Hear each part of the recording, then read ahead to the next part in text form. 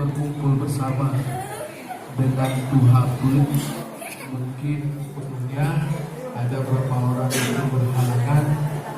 Selanjutnya Bapak Kepala Dusun Dua Maka di kecamatan masing-masing, KUA di kecamatan permohonan juga ditujukan langsung ke kecamatan yang bersangkutan, bahwa warga kampung Mambrosket harus menikmati Mambrosket dan malam hari ini statusnya menjadi keluarga semuanya.